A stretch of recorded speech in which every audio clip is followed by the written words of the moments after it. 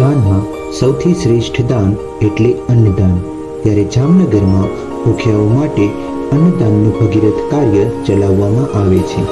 રોગ વિમોચન ગંગા માતા ચેરિટેબલ ટ્રસ્ટના સેવા કાર્યથી ભાગ્યે જ કોઈ અપરિચિત હશે। આ ટ્રસ્ટ દ્વારા છેલ્લા 35 વર્ષથી શહેરની જેજી હોસ્પિટલમાં સારવાર માટે આવતા દર્દીઓ તેમજ તેમના સગા સંબંધીઓ માટે બપોરે અને સાંજે નિઃશુલ્ક ભોજનની વ્યવસ્થા કરવામાં આવે છે। આ સંસ્થા દ્વારા દરરોજ 1000થી વધુ લાભાર્થીઓની ભૂખ ઠારવાનું ભગીરથ કાર્ય કરવામાં આવે છે।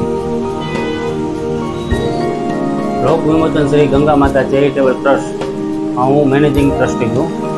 છેલ્લા 35 વર્ષથી 35 વર્ષ પહેલાં ટ્રસ્ટ ચાલુ થયું ત્યારે લવજીભાઈ પટેલે સ્થાપના કરેલ હતી।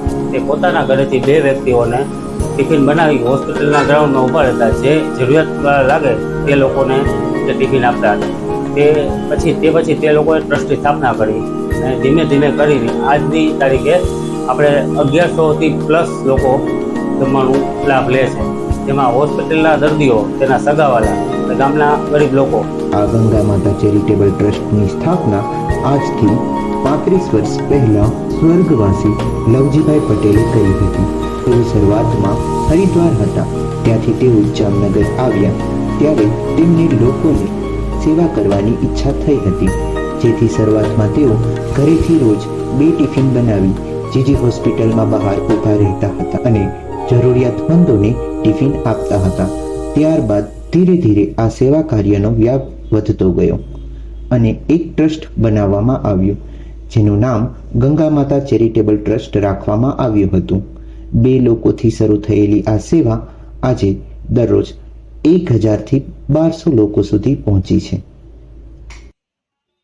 ઉપરાંત આપણે 250 કુટુંબો એવા છે જેને આપણે ઘરે ઘરે ટિફિન પહોંચાડીએ છીએ। અશક્ત, નિરાધાર, વિધવા બહેનો, જે લોકો કામ કરી શકતા ન હોય અને બીજી કંઈ આવક ન હોય તેવા લોકોને આપણે ફ્રીમાં ઘરે ટિફિન પહોંચાડીએ છીએ। આપણે ત્યાં હોસ્પિટલના દર્દીઓ માટે ફ્રીમાં જમવાનું આપીએ છીએ। તે સાથે આવેલા હોય અને બીજા ગરીબ લોકો માટે ટોકન ચાર્જ 5 રૂપિયા રાખ્યો છે। 5 રૂપિયા એના માટે રાખેલો છે કે જે લોકોનું પોતાનું સ્વમાન જળવાઈ રહે, એ લોકોને એમ ન થાય કે અમે મફત ખાધું, અને ટોકન ચાર્જથી આપણે જમવાનું આપીએ છીએ। જમવામાં દાળ ભાત શાક રોટલી, બપોરના દાળ ભાત શાક રોટલી અને છાશ, દાતાઓ દ્વારા અઠવાડિયામાં 2-3 વખત મિષ્ટાન ફરસાણ આપવામાં આવે છે, અને સાંજના ખીચડી શાક રોટલા અને દૂધ। આ વસ્તુ 365 દિવસ જમવાનું આપવામાં આવે છે।